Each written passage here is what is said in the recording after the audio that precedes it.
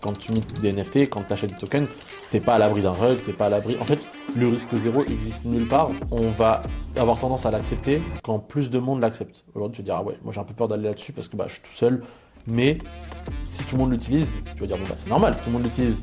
Ça a été pareil avec FTX. Le Web3 s'est voué à tellement grandir. Moi, la mass adoption ne se fera pas dans les 5 prochaines années. Pour moi, c'est plus 10-15 ans. Là, justement, sur les mêmes coins, il y a un peu une guerre en ce moment entre deux protocoles, donc Pump.fun et Raydium, qui se répondent un peu chacun leur tour. Pump.fun a annoncé le lancement de leur propre DEX, leur propre plateforme d'échange PumpSwap. Mais c'est comme Lidl, tu vois. Lidl, ils ont eu leur propre magasin. Ils se sont dit, bah, tu sais quoi, on va faire nos propres pizzas, on va faire nos propres marques. Aujourd'hui, tout le monde connaît les Silvercrest de chez Lidl. Tu vois. C'est à eux, c'est leur marque. Et à chaque moment, personne se dit, pourquoi ça fonctionne? Ça fait depuis avril 2021 que je suis sur Solana. Le but, c'était d'aller chercher un peu d'argent comme tout le monde au début quand on arrive. Je voulais faire 100 000 dollars en 1 an et demi. Avec le bull run, je l'ai fait en 6 mois. Déjà, c'est n'importe quoi d'avoir fait autant en 6 mois. Bienvenue sur le podcast de Cryptost. Aujourd'hui, on reçoit Kuga de Solana Foundation et on va parler évidemment de Solana. Kuga, je te laisse te présenter en quelques phrases. Merci pour l'invitation. Déjà super content encore de parler de Solana encore une fois. Les gens me connaissent par le nom de Kuga. Mon vrai prénom c'est Marwan Saidi. Vu que ça commence à se professionnaliser de plus en plus, je commence à donner mon vrai prénom aussi. J'ai 27 ans, ça fait depuis avril 2021 que je suis sur Solana. Je me suis mis dans les NFT pendant le Solana Summer. Peut-être les gens de Solana se souviennent du mint d'Aurori, etc., etc. Donc on s'en souvient bien. Beaucoup d'argent. Le but c'était Moi j'ai beaucoup aimé Solana au début. Le but c'était d'aller chercher un peu d'argent comme tout le monde au début quand on arrive. Et j'ai vraiment beaucoup aimé. Pour te faire l'histoire courte, moi étudiant, je commençais à être prof, j'avais pas d'argent. J'arrive sur Ethereum et on me dit free mint c'est 54 dollars. C'est bizarre, free avec 54 dollars, ça fait beaucoup. On me dit, si tu veux pas payer, va sur Solana. Parce qu'à cette époque, les frais sur Ethereum étaient délirants. Ouais. Bull run, c'était congestionné. bull run à mort. Alors que là, actuellement, bon. Ouais, ça c'est va. un peu moins. Ça va, c'est un peu moins. Et on me dit, va sur Solana, blockchain des pauvres. Je me suis dit, mais c'est exceptionnel. C'est là où il va y avoir tout le monde, du coup. Tous mes potes, les gens qui n'ont pas d'argent. Du coup, j'y suis allé, j'ai mint mes premiers trucs, Gecko, Aurori, tout ça. Et ensuite, j'ai beaucoup aimé comment ça fonctionnait. L'interface utilisateur est exceptionnelle. On peut pas dire que Phantom n'est pas attirant. Quand tu compares à MetaMask, quand tu voulais utiliser Avalanche, fallait mettre les trucs et tout. Et je me retrouve dans Solana. Et moi, comment je me suis retrouvé dans la crypto, pour aussi en raconter vite fait. À la base, je voulais juste rendre le cours de mes élèves de la géographie, parce qu'en France, on est beaucoup histoire. Je me suis dit, peut-être ce cours de géo va être un peu plus sympa. Et vas-y, ça parlait des pays émergents. Nigeria, Inde, etc. Et ça a parlé de crypto. Je me suis dit, attends, c'est exceptionnel la blockchain, etc. Du coup, je suis tombé dedans. Et ensuite, Solana, super rapide, facile, pas cher, trop bien. Et je me suis dit, j'ai envie de me doxer. Et je me suis donné un objectif financier sur 1 an. Je voulais faire 100 000 dollars en 1 an et demi. Vu que c'était le bull run, on pouvait y croire. Et avec le bull run, je l'ai fait en 6 mois. Donc déjà, c'est n'importe quoi d'avoir fait autant en 6 mois. Et je suis passé full time quelques mois après. Et à partir de là, je me suis dit, maintenant, il faut que j'arrive à trouver un boulot. J'ai pas trouvé de boulot, je bossais à droite à gauche, dans le Web3, avec l'argent que j'avais. Et on arrive à l'épisode FTX. Peut-être que c'était une bonne transition du coup d'arriver à ça. Justement, FTX, pour ceux qui ne savent pas, Ouais. pour ceux qui arrivent peut-être en 2023-2024, Ouais. normalement tout le monde en a entendu parler à peu près, même dans le monde traditionnel, parce que ça a fait grand bruit. Exactement. Est-ce que tu peux revenir un peu sur l'épisode, sur Ouais. ton histoire d'ailleurs, avec FTX? Exactement. Ton Du coup, là, j'ai un peu plus de 100 000 dollars au total sur des wallets. Et je me dis, FTX, qui investit beaucoup dans Solana, qui est grand partenaire de pas mal de projets, too big to fall. Valorisation à 92 milliards à ce moment-là, sponsor de Mercedes, des stades de basket. Impossible que ça tombe. Du coup, j'ai mon argent là-bas que je retire tous les mois pour payer mon loyer. Et en fait, Breakpoint, le lendemain de Breakpoint, Donc Breakpoint, c'est une conférence c'est ça, dédiée à Solana. c'est la conférence de fin d'année de Solana, où en fait tout le monde se retrouve pour avoir les grosses annonces de Solana, tout le monde se retrouve pour plein d'événements, enfin c'est une semaine exceptionnelle. Et le lendemain, tout le monde prend l'avion pour rentrer, sauf que beaucoup sont dans l'aéroport, et on voit que ça commence à se fricoter entre CZ de Binance et Sam de FTX. Et là, ouais, tu vois, je vais lâcher. Bref, une histoire où ça commence à se ricoter et ça commence à dire, ouais, on va révéler des trucs. Sauf que FTX, bref, il y a une grosse discussion, pour pas rentrer dans les détails, et FTX n'arrive pas à prouver qu'ils ont de la liquidité. Avec leur Alameda Research, en gros, hein, je fais vraiment des grosses phrases, hein. Et en fait, tout le monde commence à retirer son argent d'FTX. Sauf qu'à un moment, ils bloquent les retraits. Toi, t'as pas eu le temps Et de j'ai pas eu retirer. le temps parce que j'étais dans l'avion. Et il y en a qui ont pris l'avion, qui ont découvert la fin de l'histoire quand ils ont atterri chez eux. Et ils étaient en mode, mais qu'est-ce qui se passe? Et du coup, tout mon argent est bloqué. Et là, je suis en mode, bon, il me reste quelques mois de runway parce que du coup, j'avais quasiment tout dessus. J'avais un peu d'argent pour vivre. Et j'avais mon argent avec lequel je m'amusais pour faire des mints, du trade, quoi, pour m'amuser. Et là, je me dis, ah ouais, c'est chaud quand même. Et du coup, FTX, faillite, bref, une grosse histoire où ça met vraiment tout le monde dans l'embarras. Et moi, pareil, et je me dis, faut que je trouve un job stable maintenant. C'est bon, je me suis bien amusé. J'ai 4-5 mois où je peux vivre comme je vivais, donc correctement. Mais faut que je trouve un truc. Je commence à demander à travailler avec des boîtes. Tensor, ils ont 0,5% de market share à ce moment-là. La discussion se fait, etc. J'ai demandé à Glow Wallet aussi, qui avait une open position.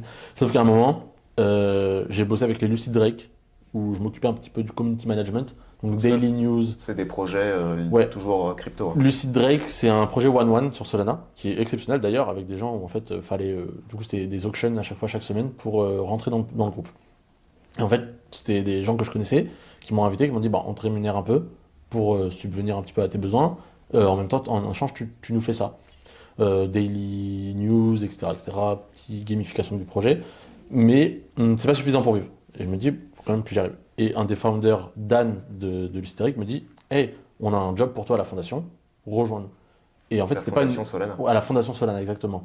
Maintenant, je veux dire fondation, mais c'est vraiment Solana, hein. Et en fait, c'était pas une open position. En fait, c'était vraiment. J'ai peut-être omis ce détail avant, mais pendant une bonne année, j'avais une émission qui s'appelait Solana Session, tous les dimanches soirs, où je revenais sur toutes les news de Solana. Ok. Donc à ce moment-là, je connaissais plus de 95% de ce qui se passait sur Solana, des builders sur Solana.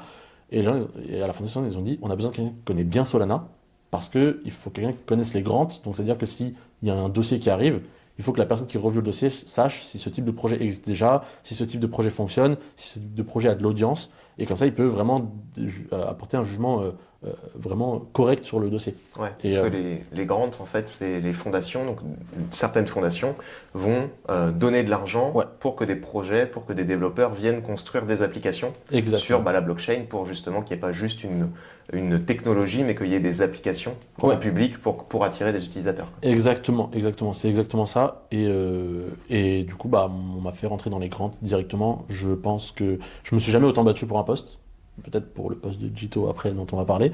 Mais je me suis jamais autant battu pour un poste parce que pour moi, travailler à la fondation, c'était un but, le plus grand but possible. Tu vois, genre, moi qui suis un utilisateur, je suis pas un Solana Maxi parce que tu vois, quand on va parler d'autres blockchains, j'arrive à être pertinent sur ce que je dis et avoir un peu de recul. Mais j'avoue qu'à ce moment-là, j'étais en mode, j'y vais, tu vois, je suis dedans et j'ai besoin Ouais. de job aussi. Tu vas aider aussi au développement, tout simplement, de la blockchain. Quoi, de Ouais. Solana. Et ça fait vraiment plaisir quand tu arrives et que pendant un an, tu as fait ça dans ton coin en France et que tu as un peu apporté ta patte en France sur Solana, tu dis, c'est bien, c'est récompensé. Et à partir Comment de- est-ce qu'ils t'ont découvert sur Solana Session? Parce que c'était en français ou en anglais? C'était en français et j'ai commencé à transitionner vers l'anglais en invitant des projets par-ci par-là. Mais c'était vraiment que français au début.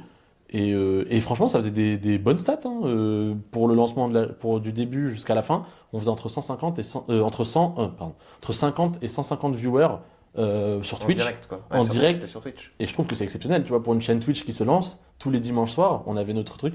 Et c'est surtout des gens de la communauté The Diggers, parce que j'avais aussi du coup une présence assez importante là-bas. Donc beaucoup de gens venaient, leur rendez-vous du dimanche soir, des informations. C'était un peu comme ça, c'était news sur les NFT, news dans l'écosystème, présentation d'un projet, et ensuite un guest. Et à la fin, le guest était mis en avant. Et ça, c'était cool. Et ça, c'était en quelle année? 2022. Ouais, parce qu'en plus 2022, et t'as continué jusqu'en? Toute l'année 2022 en fait. Ok. C'était toute l'année 2022. Parce que FTX est arrivé fin année 2022, c'est ça? Exactement. Et J'ai arrêté après- genre un mois avant FTX, je Ah pense. ouais, FTX, Ouais. ok. Parce qu'en fait, ça me rapportait pas et je dépensais beaucoup. Donc, même avec 150 viewers, il n'y avait pas, tu sais, le temps que tu arrives à voir la chaîne pour les abonnements. Puis, c'était cool d'avoir quelques abonnements, mais j'en ai pas fait beaucoup. Et l'argent que j'ai gagné, je les ai donnés au graphiste et la personne qui était le truc avec moi. Donc, ouais. Ok. Ouais, parce que post-FTX, il y a eu une grosse période, on va dire, compliquée. Ouais, pour Solana du coup. Exactement. Du coup, toi, tu l'as vécu de l'intérieur, directement à la fondation. Comment ça se passe? En fait, à la fondation, moi déjà, j'étais en train d'apprendre comment gérer des grants. Je t'avoue, j'étais un peu focus sur mon truc. Mais en partant d'abord de la communauté, ce qui était vraiment intéressant, c'est qu'il y a eu jusqu'à un mème qui s'appelle les 75 devs sur Solana, parce qu'il faut savoir qu'on a appris beaucoup, beaucoup de fake news. Mais quand je te dis beaucoup, c'est arrivé jusqu'au point où Sam SBF, il avait un bouton on-off de la blockchain Solana sur son bureau, tu vois. Et il y a des gens qui ont cru. Donc, arrivé à ce Ça stade-là, pouvait se tenir, hein. oui, Vu le nombre de fois où ça s'est arrêté. voilà, mais ça aussi on pourrait en parler, ça aussi on pourrait en parler. Mais tu vois, genre, c'était ouf qu'il y ait tellement de fake news où les gens disent bah oui, c'est possible. Enfin, c'est vrai, tu vois. Et bon, hein, il y a eu cette fake news où les gens disent bah sur Solana, il n'y a plus que 75 devs. Et bah, d'un côté, je peux y croire parce que vu le peu de nombre de personnes qu'il y avait, ok. Mais du coup, c'est devenu un même où les gens ont commencé à faire des groupes un groupe qui s'appelle le 75 devs groupe, qu'aujourd'hui est un groupe de devs exceptionnel avec les plus grands devs de Sol.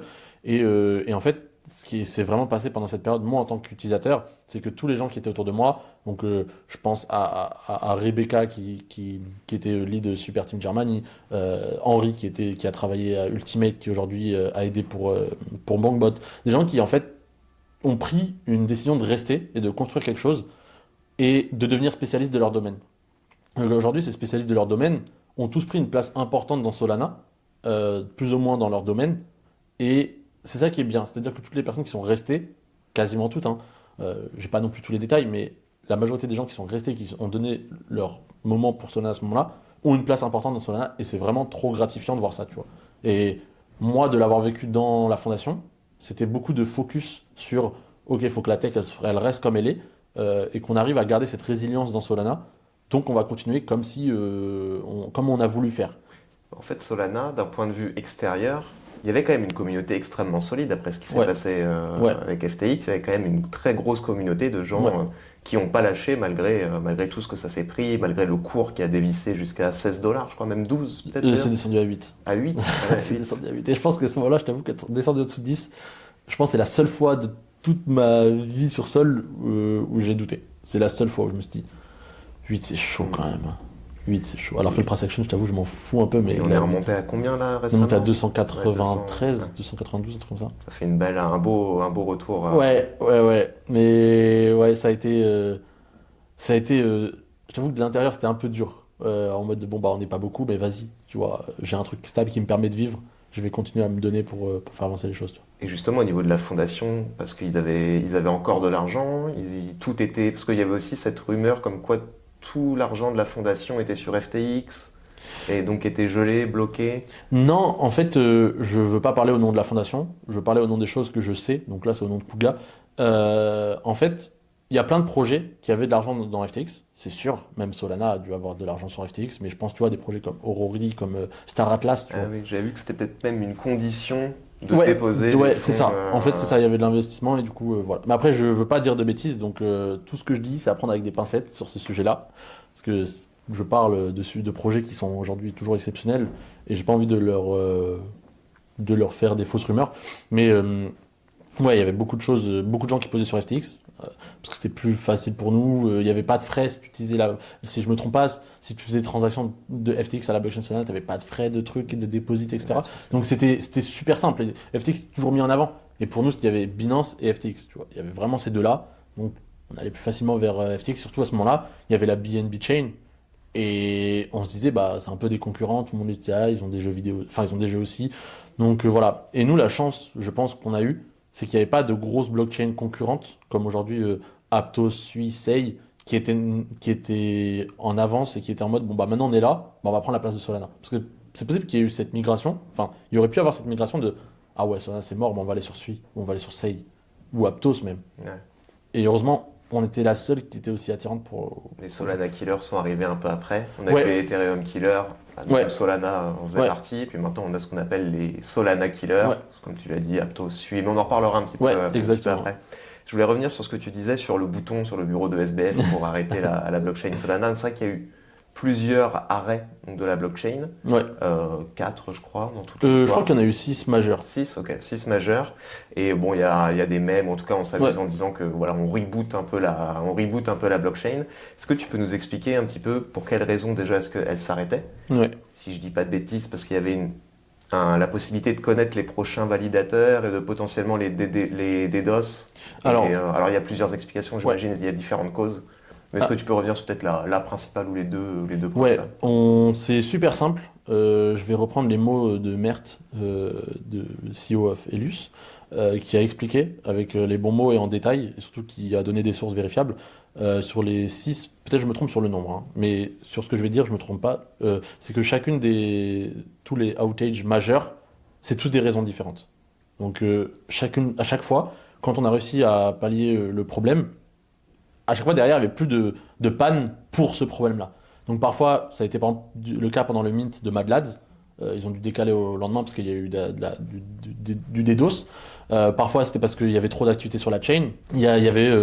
C'était à chaque fois des raisons différentes. Et c'est pour ça qu'aujourd'hui, on arrive à un stade où c'est difficile de trouver une raison pour la mettre en panne parce qu'on a suffisamment de sécurité ou d'infra pour la faire fonctionner. Et on le voit aujourd'hui avec Pump Don't Fun, tu vois.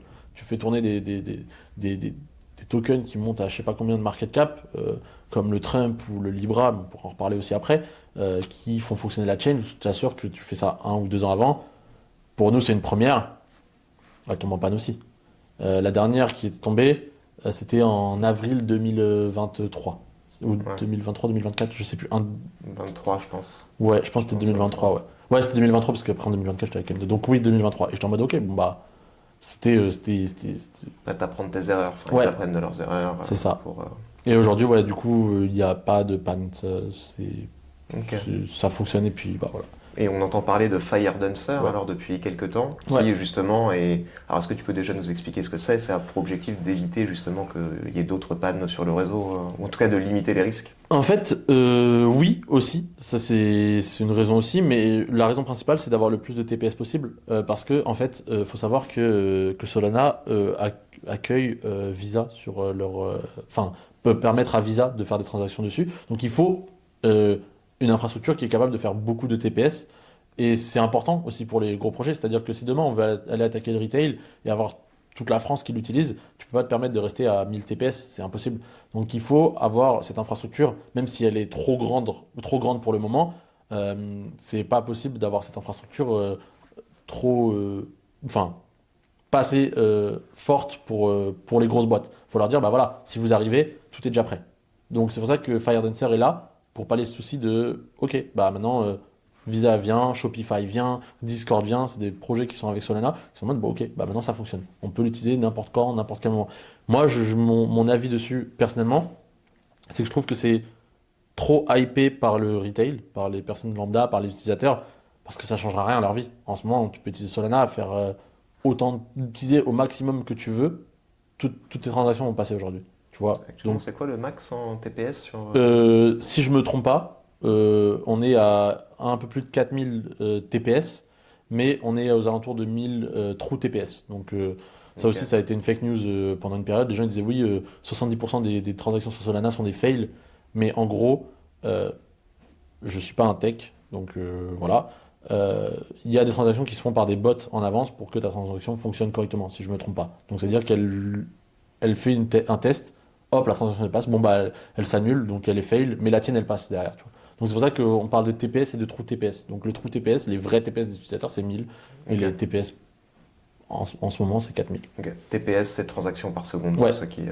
pour ceux qui n'auraient pas la signification. Et, euh, et ok, parce que donc FireDancer, ça pourrait permettre ça, donc augmenter drastiquement. Mm. On a une idée du nombre de TPS que ça pourrait Le, permettre? le but, c'est d'être à 1 million de Ok. TPS, et je crois que sur leur bêta, ils sont à 700 000. Si, Ok. si je dis pas de bêtises. Et, et moi, je voulais parler aussi de ce qu'on appelle les network extensions. Du coup, si avec FireDancer, tu arrives à atteindre presque le million de transactions par seconde, quel est l'intérêt de faire des network extensions? Moi, si j'ai bien compris, c'est qu'il va y avoir certains projets qui vont avoir des spécificités vraiment.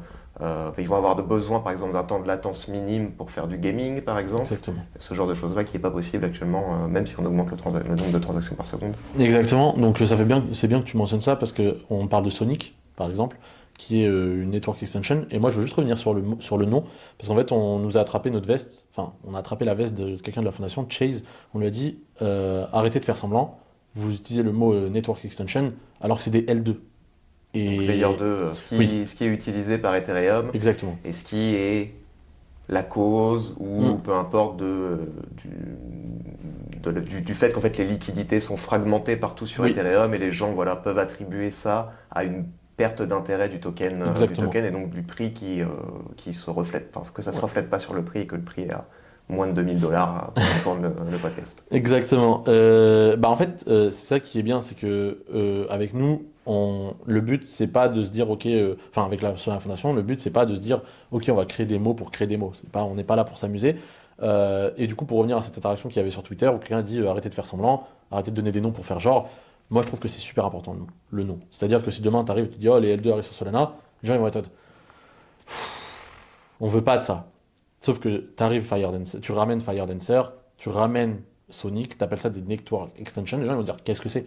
Et en fait, dans ces cas-là, nous, les network extensions, qu'on a sur Solana, ce ne sont pas des compétiteurs avec Solana. C'est-à-dire que Sonic, lui, va apporter une infrastructure pour le gaming, pour les gamers, et le but, c'est de faire en sorte que Sonic cohabite avec Solana, ne sorte pas de cet écosystème, et que les gens qui veulent aller dans le gaming et du coup jouer à un jeu utilisent l'infra Sonic sans s'en rendre compte. Mais pour eux, ils sont toujours dans Solana. Demain, tu vas sur Polygon, tu vas sur un L2, tu te rends compte que tu as changé. Tu sais que t'es pas, enfin, tu sais que tu es dans une autre sorte d'écosystème. Ouais. Alors, enfin, je suis pas un Ap- utilisateur, donc Après, au niveau du token, comment ça se matérialiserait? Est-ce que ce serait toujours, enfin, est-ce que tu paierais toujours tes frais en sol ou est-ce que des Sonic qui lancent aussi leur token du coup? normalement, J'imagine. les frais de ce que j'ai vu sur Sonic, les frais sont toujours en sol. Ouais, À pour le revérifier cette moment, mais après information. peut-être que ça évoluera comme ça pourrait évoluer pour les L2 Ouais, sur mais Ethereum. du coup, mais c'est ça qu'on veut pas, c'est que on veut pas qu'il y ait de compétition entre Solana et les network extensions. Le but, Ouais, et le plus gros risque c'est aussi de fragmenter ta liquidité. exactement, c'est ça Comme c'est aussi. le cas sur Ethereum, c'est-à-dire que sur Ethereum, bon, il y a peut-être, je dis n'importe quoi, 50 milliards de liquidités, Mm. mais il pourrait y en avoir 200 milliards si on reprend les liquidités qu'il y a Ouais, sur Base, si tu reprends les liquidités qu'il y a sur Arbitrum, c'est etc., ça. etc. C'est ça. C'est pour ça que le but, c'est vraiment pas qu'il y ait de compétition et que les gens ils se disent bon bah ok, maintenant on va aller chercher tous les utilisateurs de Solana, on va les ramener chez nous. En fait, on veut juste des endroits où les gens se disent ok, bah moi j'ai besoin de construire un projet qui a besoin de beaucoup de TPS. Hop, je vais aller utiliser Firedancer. Tiens, je veux avoir un projet gaming où je joue à des jeux vidéo. Hop, je vais aller sur Sonic. Et d'autres network extensions qui sont là pour des raisons spécifiques, tu vois. Par exemple, moi je prends beaucoup l'exemple de Google où en fait Google bah, c'est une grande infra de base. Après, tu vas sur Gmail, tu as Google Drive, etc.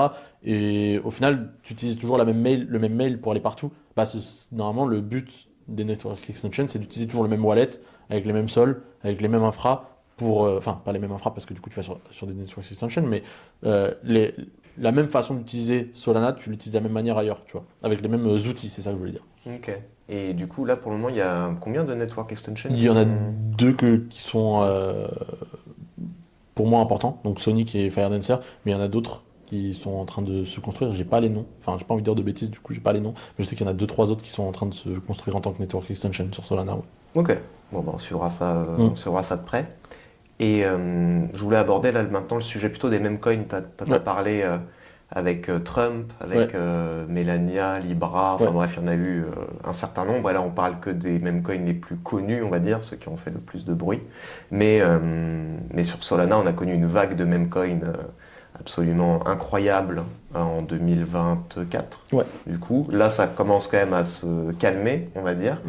Comment est-ce que vous l'avez vu, vous, de votre point de vue, au niveau de la fondation ou de ton point de vue à toi? Est-ce que bonne chose, parce que ça génère de l'activité, ça génère du revenu? Mauvaise chose, parce que ça peut dégrader l'image de Solana auprès potentiellement du grand public? Parce qu'il y en a beaucoup qui disent que voilà, si tu veux te faire rug, bah, tu vas sur Solana. Mm, mm, mm. Comment est-ce que vous avez vu ça? Alors d'un point de vue personnel, moi ce qui m'a marqué, c'est que même avec des utilisateurs de Solana, ils arrivaient à me dire c'est nul, il y a que des meme coins sur Sol. Alors que c'est des gens qui utilisent Solana hein, toujours. Et je suis en mode mais les gars, pas du tout. Pas du tout. Et en fait, je me suis rendu compte qu'il y a vraiment deux narratives différentes. Il y a celle de la communauté, donc qui était Memecoin. L'année dernière, on a même eu Airdrop pendant une période. Donc, c'est la communauté qui décide, c'est les projets qui font que, c'est voilà. C'est pas du tout dans les mains de la fondation. La fondation ne va pas push, ne va pas empêcher, rien. C'est-à-dire que il n'y a eu aucun mouvement de la part de la fondation sur ces sujets-là. Et il y a les narratifs de la fondation qui, eux, sont importants, du coup, pour nous. L'année dernière, ça a été Payment, RWA et Stablecoin. Et cette année, c'est plus Consumer App, comme Time.fun, etc. Ok, RWA, donc la tokenisation. Ouais, exactement. Ah ouais, cette année, vous pensez pas que Si. c'est l'année de la... Si, Tout en le fait- monde dit 2025, l'année de la tokenisation, les institutionnels qui arrivent avec BlackRock, etc., etc. En fait, quand on a un narratif, c'est pas parce qu'on n'en parle plus qu'on n'en veut plus. C'est-à-dire qu'on va l'avoir. On l'a eu. En fait, on faisait un focus en 2024 pour que les entités qui sont chez nous, comme Super Team ou que des projets sur Solana, se disent: ah, je devrais peut-être commencer à discuter avec la fondation pour voir comment ils peuvent m'aider pour les connexions, comment me connecter pour comprendre ce qu'ils ont besoin. Mais ça n'empêche pas qu'en 2025, on garde un œil dessus et c'est quand même très important pour nous. Mais on va quand même essayer d'avoir un coup d'avance sur toutes les autres blockchains en se disant: ok, bah peut-être que ce sujet-là, il est hyper important pour l'année prochaine. Bah tu sais quoi, cette année, Consumer App, hop, et voilà. Ouais, parce que Consumer App, c'est les applications qui vont être utilisées par le Exactement. grand public. C'est un peu le rêve de toute blockchain. Honnêtement, Pum.fun, est-ce que tu peux considérer ça comme une Consumer App? Dans sa façon d'utilisation, oui, parce que c'est simple. Mais est-ce que ça va être pour le grand public? Je sais pas, parce qu'on parle d'invest, tu vois, c'est pas. Ouais, mais est-ce qu'au final, de toute façon, dans la crypto, Oui, tout revient oui, tout revient à de l'investissement. C'est vrai. C'est de la crypto-monnaie, on peut appeler ça, il y en a qui Oui. disent crypto-actif, mais bon, crypto-monnaie, tu t'échanges de la valeur, quoi. C'est vrai, c'est vrai. Non, mais pour revenir juste sur ce point-là où tu disais, oui, du coup, cette année, en fait, moi, je veux donner un exemple. Par exemple, l'année dernière, on a ouvert les grants pour les projets IA. On l'a ouvert début 2024. Tu vois, aujourd'hui, on se rend compte que l'IA, c'est un très gros projet. Et c'est pour ça on se permet de, on va dire, pré-shot certains sujets. On se dit, faut qu'on soit un petit peu en avance, faut qu'on arrive à booster, faut qu'on ramène les gens de chez nous. On va pas aller les chercher. Ça, c'est un truc qu'on fait absolument pas. À part si tu t'appelles Nike ou Disney ou tout comme ça. Là, on va peut-être aller te chercher. Mais tu vois, on va dire, ok, bah là, on va ouvrir des grants pour l'IA. Ça a été le cas l'année dernière. Hop, on va ouvrir des grants pour tel sujet. On va ouvrir des grants. Et parfois, il y a des sujets qui vont pas forcément bien fonctionner. On va se dire, bon, bah, ok, on a essayé, mais bon, on va continuer. Et au moins, c'est accessible. Au moins, c'est là. On veut que les gens aient l'accessibilité à tous les sujets et se disent, bon, bah, maintenant, je peux trouver mon bonheur sur Solana, tu vois. Et là, on fait pareil avec Consumer Apps. On a eu l'année dernière les sujets dont j'ai parlé. Mais ça ne nous empêche pas de garder un œil dessus et de se dire, bon, bah, on va continuer avec. Ok. Et pour revenir sur Pump.fun, Ouais. alors, Pump.fun, comment vous l'avez vu, C'est vrai. cette évolution-là vous l'avez pris, comment vous l'avez pris? Est-ce que pour vous c'était une bonne chose, mauvaise chose? Parce que ça génère du revenu du coup pour Solana, mais ça peut dégrader l'image d'un autre côté, ça peut peut-être dégoûter des gens qui ne reviennent plus jamais dans la crypto ou sur Solana parce qu'ils se sont fait arnaquer. Donc on dit rug parce qu'ils ont investi dans un même coin qui au final était une arnaque et qui retombe à zéro. Puisqu'il y a quelques chiffres qui étaient sortis, je crois que c'est 80 ou 90%, peut-être même plus des gens qui perdent de l'argent quand ils achètent un même coin sur Pump.fun. Ouais, c'est pas étonnant. Et moi, je vais te donner un sentiment personnel, c'est que y a plein de gens qui sont arrivés, ils ont dit ouais, Kuga, comment ça se fait que Trump il est chez vous? Tu vois, les gens qui sont pas forcément, qui n'ont pas connaissance de la blockchain, des gens autour de moi connaissent juste le fait que je travaille dans Solana. Ils me disent ouais, mais comment ça Trump il travaille avec toi? J'étais en mode bah. T'as déjà appelé Trump Bah, j'ai dit bah en fait j'avais besoin de lui. Non, j'ai juste dit bah non en fait nous on est juste un infra et n'importe qui, le pire des criminels peut l'utiliser comme le meilleur humain de cette planète peut l'utiliser. En fait nous on apporte juste une infra et tu vois on va pas en fait j'ai l'impression que c'est un peu la même avec Telegram. On a remis la faute du founder de Telegram sur le fait qu'il y ait des discussions illégales ou de trafic illégal sur sa plateforme. Bah, je suis désolé, c'est-à-dire qu'on devrait fermer Twitter, on devrait fermer Facebook, on devrait fermer WhatsApp parce qu'il y a des discussions illégales. À ce moment-là, arrêtez aussi les opérateurs téléphoniques, tu vois. Nous, on est juste une infra et c'est ça que ça a donné une mauvaise image, enfin, mauvaise image pour les gens politisés à ce moment-là. Et ensuite, pour les utilisateurs, pour les gens de la blockchain, c'est surtout arrivé au moment du Libra où en fait, ouais, ça a été assez grave. Le sentiment qu'on a eu par rapport au grand projet enfin, dans Solana, ça a été beaucoup de on change pas notre façon de travailler, ça change rien. Le bon côté, c'est qu'on a prouvé aux gens que la blockchain, elle tient avec autant de transactions. Elle tient, elle a eu aucun souci, et ça, c'est très bien, elle est battle tested, comme on dit, et ça, c'est bien. Ça n'a pas changé la façon dont on a travaillé, la façon d'approcher. Je t'ai dit, on n'intervient pas sur ce genre de narratif de la communauté. Ce serait bizarre. Et ça enlèverait le naturel du truc, tu vois. dire ah ouais, bah nous aussi, enfin désolé, je sais qu'il y a des blockchains qui l'ont fait et je veux pas jeter la pierre à ces blockchains-là, mais ce serait bizarre de dire nous aussi on fait des mêmes coins, venez voir. Ou nous regardez, nous aussi on va push les mêmes coins encore plus. Du coup, même pour te dire, tu vois, moi dans les grants, quand quelqu'un me demande un grant avec les mêmes coins, je dis non, c'est pas du tout notre narrative. Nous on veut quelque chose de stable sur les 10, 15, 20 prochaines années. Et voilà. Et c'est vrai que j'ai senti un froid quand il y a eu Libra, parce que Libra, il y a eu toute une affaire aussi autour des plateformes, et notamment d'une plateforme qui permet de trader des meme coins, ou en tout cas qui apporte de la liquidité pour le trading de meme coins, donc Meteora. Exactement. Et donc il y a eu des liens avec d'autres meme coins lancés, donc Libra on peut appeler ça une arnaque ou pas, au final je pense qu'on peut appeler ça une arnaque, et donc qui a été orchestré par peut-être un membre de l'équipe de Meteora, au moins un, qui était impliqué, en tout cas. En fait, je veux pas dire de bêtises. Déjà, sache que moi, j'ai trade aucun meme coin, pour te dire vraiment aucun. Moi, je sais qu'il a été... Enfin, je veux pas diffamer ou quoi que ce soit, mais il y a des gens qui ont dit qu'il était impliqué de par le fait de screen de discussion, sauf qu'en fait, euh, il n'était pas vraiment au courant, les discussions n'étaient pas vraiment par rapport à lui, il était juste dans le groupe. Il y a des gens qui sont arrivés qui. En fait, il y a eu un mélange de plein de trucs, du coup, je sais pas c'est quoi la vraie version, parce qu'il y a même des gens qui ont dit, ouais, regardez, en 2017, il a été arrêté parce qu'il a fait des scams. Sauf qu'en fait, c'était une autre personne qui avait le même nom et même prénom que lui.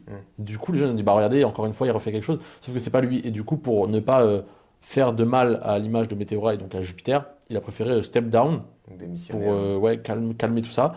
Alors que je ne sais pas la vérité, mais il y a eu plein de rumeurs sur ces les rumeurs que j'avais vues, c'est qu'il était au courant de ce qui se préparait, mais qu'il n'avait pas forcément dénoncé ou averti de ce qui était en cours de préparation. Donc, comme quoi, ils allaient retirer de la liquidité, ou en tout cas qu'ils allaient se gaver un peu sur le dos du retail, comme on dit, des particuliers. Ouais, après, j'ai pas tous les détails de l'histoire, j'avoue, donc j'ai dit ce que je sais. Mais bon, c'est encore quelque chose, c'est quelque chose en plus qui est peut-être un peu négatif aussi pour l'image généralement de la blockchain. Ouais. Solana pour le coup. Mais vous, de toute façon, vous n'intervenez pas du tout dans la fondation là-dessus. C'est les affaires des projets. Ouais. C'est avec la justice si jamais ça ira en justice. Ouais. Et c'est eux qui. Nous, on reste l'infra. On veut juste apporter quelque chose d'accessible à tout le monde, quoi. Et d'ailleurs, justement, vous avez déjà été interrogé par les autorités, alors en rapport avec pas forcément cette arnaque-là, mais par rapport à d'autres arnaques qu'il y a pu avoir sur Solana. Des fois, on vous interroge ou... Aucune idée. Moi, je t'avoue que vu que je suis contractuel, du coup, je suis pas à plein temps, je suis pas employé, j'ai pas accès à tout. Et heureusement, comme ça, moi, je reste dans mon coin, je fais mes trucs, tu vois. J'ai pas envie qu'on me vienne beaucoup Enfin, il y a beaucoup de gens qui viennent me demander beaucoup parce que je suis le mec qui donne de l'argent pour les gens. Donc, j'ai mes DM bien remplis. Donc, ça m'arrange que j'ai pas plus de réponses, enfin, pas plus d'informations. Et non, je ne sais pas du tout. Je n'ai aucune information. Et moi, j'ai la même mentalité que plein de gens à la fondation, c'est-à-dire, peu importe ce qui se passe, le but c'est de continuer de l'avant, de proposer quelque chose qu'on a toujours voulu proposer, donc une infra utilisable, une infra parfaite, même si on en est loin, parce que pour moi, le Web3 c'est voué à tellement grandir que je pense que moi, la mass adoption, elle se fera pas dans les 5 prochaines années. Enfin, je pense, pour moi, c'est plus 10-15 ans. Parce que je prends l'exemple d'un truc, c'est les adresses mail, tu vois, où tout le monde disait, tout le monde va avoir une adresse mail, c'est sûr et tout. Et au final, tu vois, mon père, il l'a eu 25 ans après la création des adresses mail, tu vois. Et pourtant, il utilise un téléphone, il utilise TikTok, il utilise YouTube, il utilise des trucs comme tout le monde. Mais tu vois, il y a des choses où moi, je pense, quand ça parle d'infra, d'outils, il faut prendre son temps. Et c'est ce qu'on est en train de faire avec Solana, c'est-à-dire être sûr qu'on est sur tous les fronts de la meilleure manière pour avancer correctement. Et ce qui a aussi attiré pas mal le grand public, c'est les bots sur Telegram, et notamment les bots de trading. Tu parlais tout à l'heure de BonkBot. Il y a eu quoi, BananaBot, enfin il y en a eu plein des bots. Ça, c'était une stratégie de la part de la fondation? Non. Ou pas du tout, c'est des développeurs indépendants qui ont lancé ça Pas du tout, au contraire, moi j'ai juste un pote à moi, Henri, qui a travaillé chez eux dans la com et le marketing de BonkBot. Exceptionnel. L'équipe est trop forte. Je me permets de les encenser parce que quand tu connais l'équipe et quand tu sais de la manière dont ils travaillent et qu'elle est sérieuse, c'est trop bien. Et ils ont peut-être eu la meilleure soirée Breakpoint à Singapour, donc voilà. Mais non, en vrai, non, c'est pas du tout de la fondation. Et au contraire, Telegram Bot aujourd'hui avec Ton, etc., nous, on va même pas sur ce marché-là, tu vois. Là, justement, sur les mêmes coins, il y a un peu une guerre en ce moment entre deux protocoles, donc Pump.fun et Raydium qui se répondent un peu chacun leur tour. Parce que Pump.fun, donc, qui est une plateforme qui permet de lancer un meme coin en n'importe qui de manière très simple. On dépose une image, on dépose un peu de liquidité, donc un petit peu de sol, et on peut lancer un meme coin comme ça. Et eux, ils utilisaient donc Raydium, un DEX, pour pouvoir permettre de faire ces échanges. Et donc Pump.fun a annoncé le lancement de leur propre DEX, leur propre plateforme d'échange PumpSwap, si je dis pas de bêtises. Et Raydium a répondu en lançant leur propre plateforme de memecoin, donc de création de memecoin. Comment est-ce que vous voyez ça? Vous trouvez que trouve que c'est une concurrence saine? Est-ce qu'il y a un risque de voir peut-être les utilisateurs perdus, ou peut-être un risque en termes de perte de revenus pour le réseau, pour Solana? En fait, d'un point de vue personnel, déjà pour moi, c'est une concurrence saine. À partir du moment où tu n'arrives pas en mettant des bâtons dans les roues dans l'autre, c'est lui, tu arrives, tu veux devenir indépendant sur ta liquidité, tu veux devenir un peu indépendant sur plein de sujets. Moi, je peux prendre un exemple nul, hein, mais c'est comme Lidl, tu vois. Lidl, ils ont eu leur propre magasin. Ils se sont dit, bah, tu sais quoi, on va faire nos propres pizzas, on va faire nos propres marques. Aujourd'hui, tout le monde connaît les Silvercrest de chez Lidl, tu vois. C'est à eux, c'est leur marque. Personne n'a dit, oh non, ils vont plus avoir de Dyson ou ne plus avoir de je sais pas quoi chez eux. Parce qu'ils se sont dit, bah voilà, on va le faire nous-mêmes. Donc je pense que c'est pareil, où en fait, ils se disent, bon, bah, nous aussi, on veut gérer notre propre truc. Et je pense aussi, il y a aussi cette chose où, quand une narrative commence à perdre son rythme, il faut se dire, ouais, je me tourne vers quoi? Même si tu as beaucoup, beaucoup d'argent, faut se dire maintenant je fais quoi avec cet argent? Qu'est-ce que je peux faire pour continuer à générer de l'argent? Qu'est-ce que je peux faire pour avoir plus d'utilisateurs? Faut prendre une direction. Ils ont décidé de prendre cette direction, bah tant mieux. Ils ont d'autres concurrents sur le marché. Ils ont Raydium, ils ont Orca, ils ont d'autres. Tu peux pas enfin, pour moi c'est sain tant que tu vas pas vraiment dire ok maintenant Raydium c'est vraiment nul, on n'en veut plus, ou faire des fake news pour couler l'autre. Leur but c'est pas de couler l'autre, c'est de se dire bah nous aussi enfin on vous a aidé pendant un moment de prendre une part de marché, bah nous on veut faire notre propre truc, voilà. Puis vous si vous voulez faire des mêmes coins, soit fallait le faire avant, soit maintenant faites-le. On va pas se battre avec vous. Il y en a plein des pump.fun qui ont essayé de se faire, parce que maintenant c'est le meilleur qui gagne, c'est le meilleur qui reste en vie. Voilà. Et pour moi c'est sain tant qu'il n'y a pas de tant que ça n'a pas pour but de détruire l'autre, tu Ouais. Ouais. Après ça, ils se sont dit tout simplement que s'ils lançaient leur propre plateforme d'échange décentralisée, donc leur DEX, ils gagnaient aussi en plus les frais de transaction là-dessus. Exactement. Et donc, Ouais, c'est sûr. On peut pas, enfin, on peut pas en vouloir à quelqu'un de se dire je vais être encore plus indépendant sur ce que je fais. Je peux pas dire ouais bah ils sont nuls, ils auraient dû garder Radium. Ah non. En plus surtout que Radium, pour moi c'est là où j'ai l'impression que tout le monde, tous les nouveaux entrants de Solana vont faire leur première transaction et on voit que c'est toujours eux quand il y a une sorte de vague de newcomers, de nouveaux entrants, le volume de Radium il explose d'un coup. Tu vois, et pourtant, il pourrait y avoir des volumes comme Jupiter qui devraient exploser.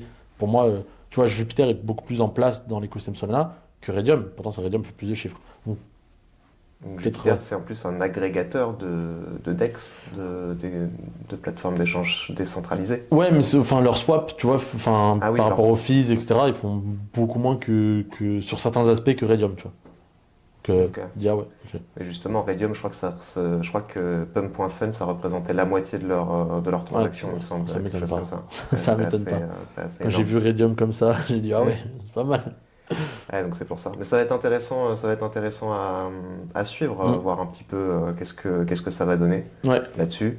Vous n'avez pas forcément peur que Pump.fun accapare toute la mindshare, donc toute la part d'esprit, comme on dit, d'attention, toute l'attention sur Solana en dépend d'autres projets comme Jito, comme d'autres, comme la DeFi. C'est vrai que quand on parle de DeFi, on pense rarement à Solana, même si elle grossit Ouais. au fur et à mesure. Mais ça veut dire qu'ils le font bien. Enfin, si tout le monde les regarde, c'est qu'ils sont forts. C'est-à-dire qu'ils ont quelque chose qui est cool. Sur un terrain de foot, si tu regardes pas le défenseur, c'est que l'attaquant il est exceptionnel. S'il n'y a pas de ballon d'or qui est trop donné. C'est ça, moi je me dis, si quelqu'un est mis en avant, en fait, c'est ça aussi que moi je compare beaucoup. Moi j'aime pas trop, après je parle vraiment d'un point de vue très personnel, j'aime pas trop les gens. Enfin, c'est pas que j'aime pas les gens, c'est que j'aime pas cette phrase qui est ouais, les nouvelles générations sont nulles, ou regardez les applications qui sortent sont nulles. Et on a beaucoup ça, il y a eu beaucoup ça avec YouTube au début, tout le monde disait, ah, les gens regardent des vidéos, c'est nul. Les gens, ils ont dit, ah, les gens, ils regardent des gens jouer aux jeux vidéo sur Twitch, c'est devenu une norme. Ça a été pareil avec TikTok. Au final, regarde, c'est dans la tête de tout le monde. Et à chaque moment, personne se dit, ou très peu de personnes se disent, pourquoi ça fonctionne?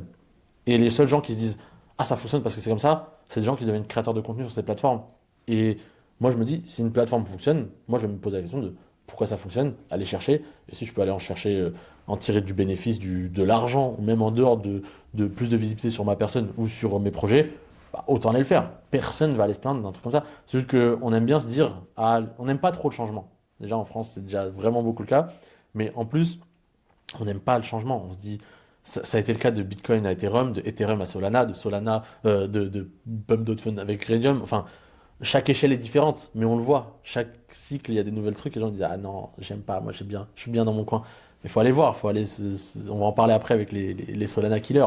Moi j'aime bien aller chercher ça. Et si Pump.fun a toute la lumière, c'est qu'il y a une raison. Tu vois. Il faut aller chercher la raison et faut se dire, bah ok, c'est ça qui marche bien. Bah pourquoi pas l'avoir ailleurs? Voilà, c'est mon point de vue personnel. Hein. Ok. Et du coup, je peux parler de DeFi sur Solana. Ouais. On voit que la TVL des stablecoins notamment grossit, continue d'augmenter. Qu'est-ce qu'il y a à faire en DeFi sur Solana? On va sortir un petit peu des meme coins, etc. Qu'est-ce qu'il y a d'autre à faire sur Solana d'intéressant en dehors de lancer son meme coin ou de trader des meme coins et perdre de l'argent? Et ben c'est le moment où je te parle des projets vraiment super intéressants et qui sont super quali pour moi. D'une part parce que l'équipe est exceptionnelle, parce que je connais les personnes et je sais que c'est des très gros bosseurs. Et de deux, parce que les projets sont très très intéressants. Premièrement, Camino, bon, pour avoir la chance d'avoir bossé avec eux pendant plusieurs mois, je connais l'équipe en interne et c'est des gens qui se la donnent. Littéralement qui se la donnent. J'étais là pendant le lancement de la V2, donc Camino qui est des vaults de tokens, qui permet d'avoir des revenus passifs en fonction du risque que tu souhaites avoir sur certains tokens. Et ça, c'est des vaults. Tu prêtes en fait l'argent que les cryptos que tu déposes dans ton coffre-fort, dans ton En fait, t'as un vault de duo de tokens où en fait tu poses ton argent. J'ai trop du mal à vulgariser la DeFi en permanence. Ça, c'est vraiment un truc que. Tu vois, je sais comment ça fonctionne, mais alors le vulgariser, c'est un truc que j'ai du mal. En gros, tu poses un duo de tokens, on va dire Sol USDT ou Sol USDC, et en gros, tu vas générer du yield farming par rapport à ce duo de tokens. Et c'est ça qu'on appelle le vault. C'est un vault de 2.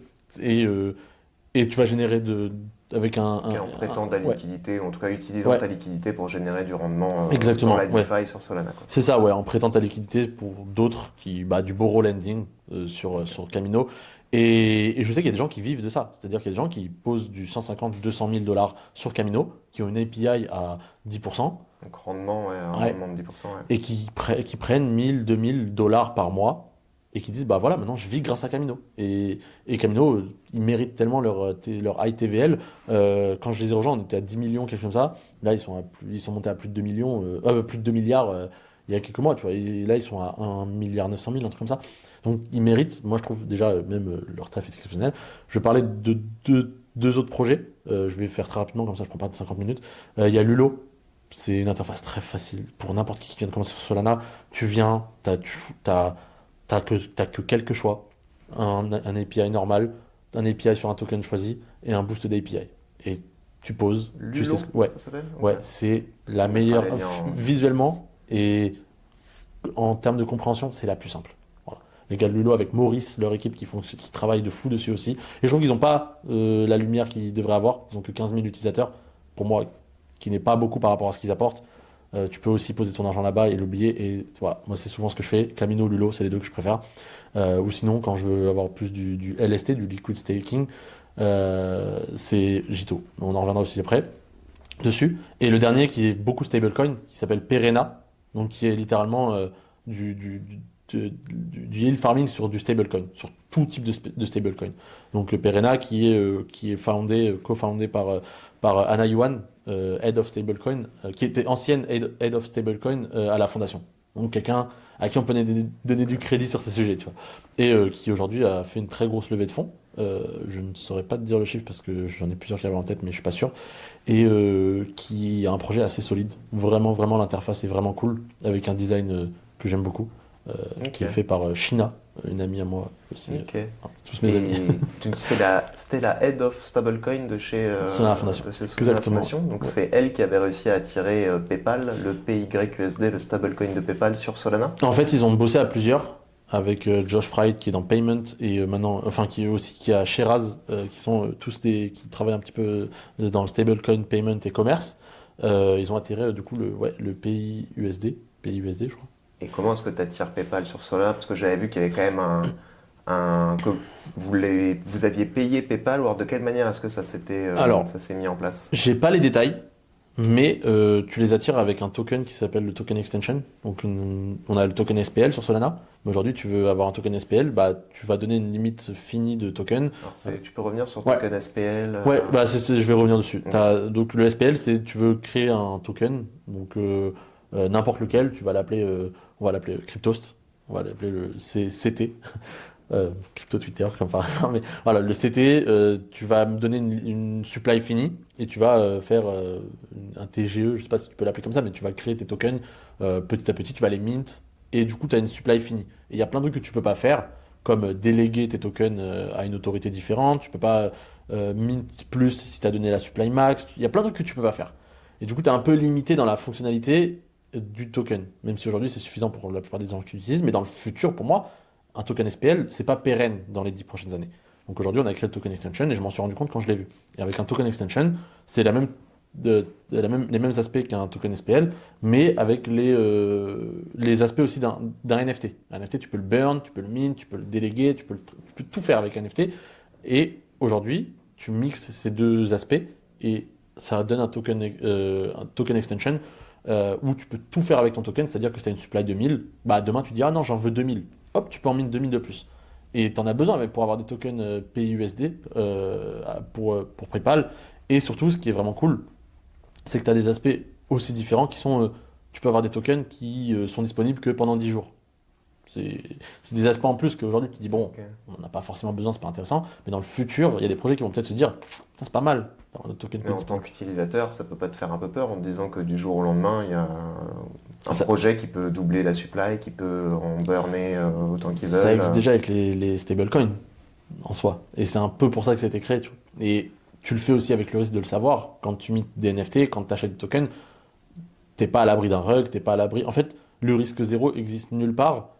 C'est juste que on va avoir tendance à l'accepter quand plus de monde l'accepte. Aujourd'hui, tu te dis, ah ouais, moi j'ai un peu peur d'aller là-dessus parce que bah, je suis tout seul, je sais pas, j'ai peur qu'on me rug, j'ai peur qu'on m'arnaque ou quoi que ce soit. Mais si tout le monde l'utilise, tu vas dire, bon bah c'est normal, si tout le monde l'utilise.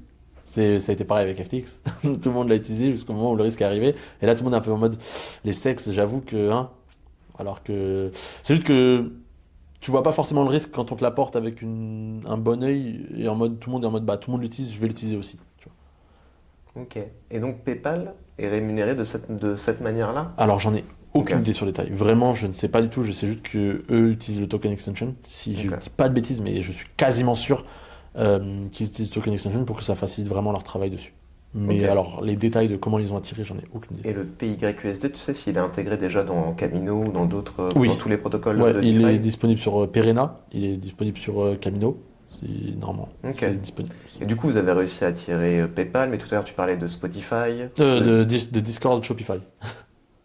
oui, pardon, de Shopify et Ouais. Discord. Oui, pardon. Du coup, ces marques, ces entreprises-là qui sont venues vous voir, ou c'est vous qui êtes allé les voir spécifiquement en leur proposant des choses que tu disais que vous n'y alliez pas, sauf sur les très grosses. Ouais, je sais que souvent, après moi je vais pas parler au nom de la fondation parce que j'ai aucun détail là-dessus. Je sais juste que quand j'ai entendu des discussions de gens pendant des events ou quoi, ils disaient oui, bon, bah, en fait on va vers ces projets pour faire des tests un petit peu, pour voir est-ce qu'on est capable d'attirer des utilisateurs lambda, est-ce qu'on est capable de faire des transactions sans avoir trop de friction. Tu vois, genre demain, si tu demandes à quelqu'un d'acheter un truc sur Shopify et de lui demander d'avoir un wallet, de savoir ce que c'est qu'une transaction, de mettre un sol et d'envoyer à tel wallet, puis de confirmer la transaction. Tu te dis, ouais, ça fait beaucoup de friction quand même. Donc on va avoir ce genre de choses avec ces gens-là, enfin avec ces projets-là. Mais j'avoue que j'ai pas les détails, je ne sais pas exactement tout comment ça fonctionne. Mais je sais que dans mon entourage, il y a pas mal de projets qui sont beaucoup axés sur les paiements, qui vont vers ce genre de choses pour attirer plus d'utilisateurs, tu vois. Tu vois, par exemple, je pense à un projet qui est vraiment très bien amené, Inflow, par Dany, qui est un projet de paiement, une infrastructure paiement, que moi j'aime beaucoup et qui permet à beaucoup de gens de faire du off-ramp, on-ramp, hyper simple pour les utilisateurs, que tu utilises la crypto ou pas. Ok. Voilà. Et ça, c'est trop bien pour les gens qui utilisent le commerce, enfin pour Shopify, quoi. Ouais. Et du coup, là, on parlait de PayPal, mais ça s'institutionnalise aussi un petit peu plus, Solana. On va avoir BlackRock aussi qui a ajouté le réseau Solana à son token Build. Là, est-ce que pareil, est-ce que tu as un peu plus d'infos sur comment est-ce qu'ils choisissent ou pas Solana, parce que ça a fait ses preuves, quel est l'intérêt? On va avoir le token qui va s'intégrer, j'imagine, dans toutes les plateformes, dans un certain nombre de plateformes DeFi. En fait, moi, c'est que j'ai pas d'infos. Il y a plein de sujets où j'ai pas d'infos et que je découvre le jour même, comme pas mal de monde. Mais en fait, c'est mieux pour moi. Comme j'ai dit, j'aime bien être dans mon coin, faire mon travail sur le Grand, etc. Ça, c'est cool. Et il y a des sujets comme ça qui sont assez importants. Et je pense, honnêtement, ça c'est mon point de vue personnel, je pense c'est qu'on arrive à faire nos preuves et que on n'est pas là pour vendre du vent. Tu vois, quand on dit on va faire ça, on va faire ça au bout d'un moment. En fait, j'ai trouvé que la différence avec d'autres blockchains, et en particulier Ethereum, c'est que c'est pas pour jeter la pierre sur Ethereum, mais Ethereum, on lui doit beaucoup, hein, on lui doit beaucoup avec les NFT, on lui doit énormément de choses. Il y en a, ils leur doivent leur fortune aussi. Mais, mais en fait, la différence avec nous, c'est que Ethereum, c'était beaucoup, oui, il y a ça qui va arriver. Et tu prévoyais en 2027 un nouveau changement qui allait peut-être révolutionner le reste, tu vois. Tu vois, chez Solana, quand on dit il y a ça qui est disponible, c'est qu'il y a ça qui est disponible. Et on va avancer avec, et que si demain tu veux l'utiliser, tu es capable de l'utiliser. Et c'est ça, moi, je trouve la différence, et c'est ça qu'aujourd'hui font les blockchains, c'est que la plupart des blockchains qui naissent, on en parlera juste après, ils te disent, il y a ça qui arrive chez nous, c'est que ça arrive dans les semaines ou les jours qui arrivent. C'est pas dans un an, c'est pas dans 6 mois, c'est pas... Et quand tu as une blockchain assez monolithique, je sais pas si le terme est approprié, mais pour moi, Ethereum est assez monolithique, ça bouge pas assez rapidement. C'est lent, c'est lent. C'est lent dans son innovation, c'est lent dans pas mal de choses. Et pour les nouveaux utilisateurs, surtout dans la crypto, ça avance super vite. C'est compliqué, quoi. C'est pour ça qu'il y a des projets comme Pengu qui viennent chez nous. Du coup, tu penses qu'est-ce qu'il faudrait qu'Ethereum fasse pour se relancer? Parce que moi, j'ai un point de vue qui est plutôt... je voyais mal les institutionnels aller sur une blockchain comme Solana parce que plusieurs fois arrêté, moins décentralisé qu'Ethereum. Ça, tu me diras ce que tu en penses ou pas. Et puis oui, ça a moins fait ses preuves, il y a moins de capitaux, etc. Et donc pour tout ce qui va être RWA, donc tout ce qui va être tokenisation d'actifs du monde réel, moi j'aurais plus vu les choses passer sur Ethereum. Ouais, je suis d'accord. Je suis d'accord, c'est bizarre comme discours, mais je suis d'accord. J'espère que tu as 5 heures devant toi. Non, parce que c'est un sujet assez intéressant, c'est que en fait la différence avec Ethereum et Solana, c'est que Ethereum a voulu beaucoup rester décentralisé, beaucoup. On a beaucoup cette approche cyberpunk des utilisateurs qui sont un peu contre le gouvernement, etc. On a beaucoup. En fait, les gens de Bitcoin qui sont allés vers Ethereum, c'est un peu les OG, les vrais, tu vois, qui sont arrivés, décentralisation, c'est mon wallet, c'est moi, je suis contre, je fais ce que je veux, personne ne me dira quoi faire, c'est un peu, pas l'anarchie, mais tu vois, un peu ce mood-là. Ça va faire hérisser les bitcoins maximalistes qui disent que Ethereum est totalement centralisé. Ah bah, et pourtant, moi, je le vois vraiment bien décentralisé. Mais c'est pour ça que, en fait, pour moi, il y a vraiment... Ouais, voilà, c'est un peu le même schéma entre chacun. Mais... Bitcoin pour moi c'est vraiment quelque chose à part. C'est un monde à part, c'est un truc irreproductible, c'est un alien dans l'univers, tu vois. C'est quelque chose que je trouve fascinant. Bitcoin et t'as le reste. Exactement. Et ça, tu peux que le comprendre quand t'es dedans. Tu te dis ah ouais, Bitcoin c'est vraiment quelque chose. Et ça continue à le prouver en continuant, tu vois. Et sauf que Ethereum a apporté quelque chose d'exceptionnel en apportant les NFT, en apportant une utilisation de la blockchain, quoi.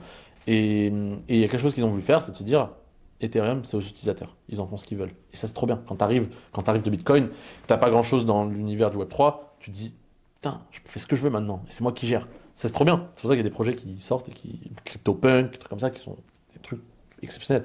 Sauf que on arrive dans une phase où, quand t'as besoin d'institutionnel, tu peux pas te permettre d'arriver et de dire, bah, on fait ce qu'on veut, mais on veut les instituts. On fait ce qu'on veut, mais on veut le gouvernement avec nous. Il y a un peu un truc bancal comme ça où il y a très peu de personnes d'Ethereum qui vont se dire on va aller chercher les instituts, on va aller chercher les corpos, on va aller faire rentrer ces gens là-dedans. Enfin, Non, c'est vrai, il n'y a pas de... Bah, pas au niveau de la fondation. Ouais, voilà, c'est là. Plus au niveau des projets qui Oui. ensuite construisent sur Ethereum. Par exemple, jamais on verra Vitalik, je pense, aller Exactement. voir Trump, comme ça a pu être le cas avec Exactement. Solana. Oui, parce qu'il y a cette image de oui, on vous laisse faire, sauf qu'en fait, quand t'as pas de leader et quand t'as pas de personne qui va aller mettre le premier pied à l'étrier, ça va être compliqué pour le reste de se dire bon bah vas-y, on a un tout petit projet sur Ethereum, bah vas-y, on va aller chercher le gouvernement japonais ou le gouvernement de UK, tu vois. Sauf que c'est ce qu'a fait Solana. Solana, ils sont arrivés, ils ont dit ok, bah nous, on a besoin d'avoir des gens, on a besoin d'avoir une communauté, donc c'est pour ça qu'il y a Solana Labs qui s'occupe de la partie tech, il y a Solana Foundation qui s'occupe de la partie un petit peu comment la blockchain doit être perçue par les gens, comment la blockchain doit être, quelle narrative on doit aller vers. Et il y a ce truc de, on peut plus se permettre d'être partout, en train de faire tout partout, tout le temps. Donc c'est pour ça qu'il y a une certaine décentralisation du pouvoir de Solana Foundation, où par exemple, on va avoir Colosseum qui va s'occuper maintenant de tous les hackathons, on va avoir Super Team qui va s'occuper des activations régionales, et c'est Super Team qui va aller faire les premiers pas vers les instits. On le voit avec Super Team UAE, Alex Scott qui va directement voir le gouvernement de Dubaï, des Émirats, Cap de Super Team UK qui est parti voir les gouvernements là-bas, enfin le gouvernement d'Angleterre, Super Team à la base avec Cash qui est parti chercher le gouvernement japonais qui est venu dans un call Super Team, truc comme ça. Et en fait, on voit que on va aller chercher des gouvernements à travers des branches de Solana officielles, parce que Super Team c'est une grantee de Solana Foundation qui va être en mode bon bah ok, nous on va aller faire les démarches par-ci par-là, mais du coup il y a un coup de boost derrière. Les gars, vous devez aller faire ça, vous devez aller faire ça parce qu'on veut ça. Et pour revenir à ce côté décentralisé, le pouvoir est décentralisé dans Solana, la centralisation de la blockchain. Moi, je t'avoue que je suis pas un grand défenseur de la centralisation. Peut-être on va m'attraper la veste, mais mes cousins, mes potes, ma mère, ils n'ont rien à faire de la centralisation. Et eux, ils veulent se dire, bah, j'ai envie d'utiliser un truc qui est facile d'utilisation. Moins il y a de friction, plus c'est simple. Donc, on va utiliser des account abstraction. Donc, c'est-à-dire pouvoir utiliser un wallet avec un compte mail. Donc, c'est super simple. Eux, ils veulent ça. Ils veulent juste se connecter avec un compte mail, avoir un truc qu'ils peuvent utiliser sans payer de frais et utiliser une application. C'est ça que cette Bien sûr. contradiction. Ouais, c'est comme tout, t'en as pas besoin jusqu'au moment où t'en as besoin. Ouais. C'est là où, pour moi, Bitcoin est vraiment à part. Et Oui, où, exactement. si jamais on a besoin un jour de vraiment quelque chose de décentralisé, Ouais. il y aura toujours Bitcoin, entre guillemets, Ouais. un peu en roue, Exactement. en bouée de sauvetage. Par rapport à sa structure exceptionnelle. Ouais. Moi, je suis fasciné par ça. Donc, Et, et justement, tu parlais de gouvernance, de centralisation, décentralisation, de comment est-ce que les discussions se font. Bah, récemment, il y a eu un débat au sein de l'écosystème Solana sur est-ce qu'on modifie ou pas l'inflation du protocole. C'est-à-dire que là, actuellement, tu te rappelles le pourcentage d'inflation qu'il y a sur le réseau Solana? oula. Je crois que c'est dans les 3 ou 4% par an, si je ne dis pas de bêtises, et ça diminue toutes les X années. Et donc, ce que voulait changer une partie des détenteurs de tokens, ou une partie en tout cas de l'écosystème, c'est rendre le pourcentage variable selon le nombre de tokens stakés. Pour quand il y a très peu de tokens stakés, ce qui veut dire que le réseau est un peu plus susceptible d'être attaqué, entre guillemets, moins sécurisé, alors on propose un rendement plus important pour attirer des gens pour faire du staking. Et à l'inverse, quand il y a beaucoup de gens qui stakent leur sol, et ben on va baisser le taux d'inflation parce que le réseau est déjà très sécurisé et on ne veut pas forcément qu'il y ait trop de nouveaux tokens qui arrivent pour que le prix du token, enfin pour que les gens vendent et que le prix du token chute. Et donc il y avait eu deux clans un peu là-dessus, ceux qui étaient pour parce que ça allait baisser l'inflation du réseau et donc potentiellement le prix du token allait augmenter, et les contre qui étaient plus oui, ça va favoriser que les gros parce que les petits stakers vont pas avoir les moyens de faire tourner un nœud s'ils ne gagnent pas 3, 4, 5% de rendement par an, parce que ces stakers-là vont vendre une partie des sols qui leur sont redistribués pour faire tourner leur serveur et leur coût d'infrastructure. Exactement. Du coup, c'est bien, tu as donné les deux arguments. Moi, personnellement, j'avoue que j'ai suivi un peu de loin. Dans l'aspect très technique, je ne l'ai pas, donc je ne vais pas pouvoir vulgariser. Mais c'était super intéressant parce que je pense que c'est la première fois où il y a eu des vrais discords dans l'écosystème Solana par rapport à un sujet comme ça. Et c'est vrai que c'est un sujet hyper important. D'habitude, les gens sont un peu d'accord sur les mêmes sujets, vont toujours dans la même direction. Et je parle pas des communautés qui traitent des mêmes coins. Hein. Là, je suis vraiment dans les builders, des gros projets de sol. Ça, c'est pas beaucoup, c'est pas tant ébruité que ça en dehors des builders, des gens vraiment très impliqués dans l'écosystème. D'ailleurs, on a fait une vidéo sur Cryptos, pour ceux qui veulent la voir, on vous mettra le lien en description. Et ben, allez la voir. Et ben, dans ce sujet-là, c'est la première fois où je voyais des gens prendre position et aller dans les débats profond de ouf avec des gens qui sont leurs potes, leurs collègues, et dire bah non, moi je suis pas d'accord, c'est pas normal, il y a ça, ça, ça, ça, ça, avec des gros arguments. Et moi, j'ai trouvé ça extrêmement bullish. J'utilise rarement ce terme-là parce que voilà, mais c'est la première fois que j'étais en mode c'est bien parce qu'on a vraiment des arguments constructifs des deux côtés et les deux pensent à la communauté, à l'avenir et à l'infra de la chain. Et ça, c'est bien quand tu dis que les gens pensent pas forcément qu'à leur point de vue personnel, mais on va revenir sur ce sujet-là parce que c'est important sur la suite. Et il y avait des vrais débats. Des vrais débats de gros projets, hein, de Helios, de Tolly, de Rage, de Jupiter, de tout le monde, de squads qui ont pris des positions. Où ils disaient, bah, nous, squads, on va faire ça. Nous, Jupiter, on va faire ça. Nous, truc, on va faire ça. C'est hyper intéressant de voir ça et d'avoir les débats. Moi, d'un point de vue personnel, j'étais un peu contre parce que quand tu as des potes à toi qui font tout pour avoir des validateurs, qui mettent leur argent en jeu, qui mettent leur vie de famille en jeu, parce que j'ai un pote qui fait ça avec sa femme, des gens qui se disent bah moi aussi j'ai envie de participer à ça, et qui se disent bon bah s'il y a ce vote qui passe, je vais peut-être pas pouvoir continuer, tu vois. Ça m'embête un peu d'un point de vue personnel. Et il y a un truc que j'ai pas réussi à me faire moi-même, c'est avoir la vision de quel sera l'impact du vote s'il passe dans le futur. Souvent, j'arrive à me dire, ok, si on fait ça dans la prochaine année, il y aura peut-être ça comme impact, possible, pas possible, mais j'arrive à me donner une petite image. Avec ce vote, je dois me dire, je sais pas quel sera l'impact. Et j'étais en mode, bon bah ok. Ouais, alors le vote a été. Enfin, c'est pas passé. Ouais, Il fallait 66%, on est été à 62, un truc comme ça, je crois, de oui.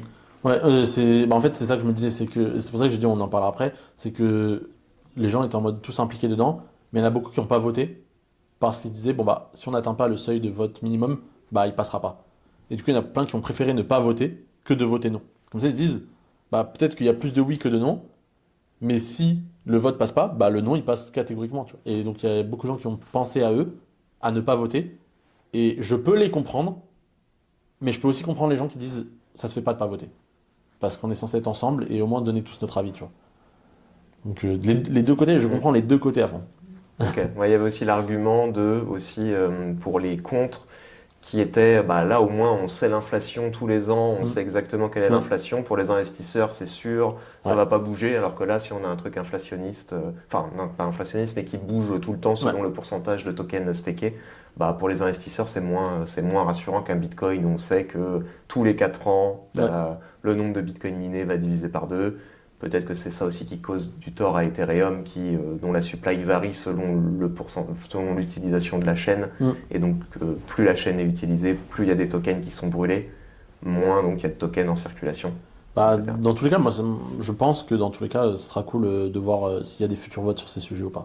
Ouais, Ouais. ça va être intéressant à suivre, parce que je pense qu'on n'en Non. restera pas là, a priori. Non, il y a beaucoup plus de monde qui commence à utiliser Solana et à la regarder de près ou de loin. Et je pense que on sera dans pas mal de débats ou de dramas ou peu importe. Mais Mm. Et tu as parlé de Jito oui. il y a quelques minutes. Est-ce que tu peux revenir un petit peu sur ce que c'est? Tu as parlé de LST, mais est-ce que tu peux revenir un petit peu sur ce que c'est et sur l'intérêt d'avoir ça sur Solana en fait?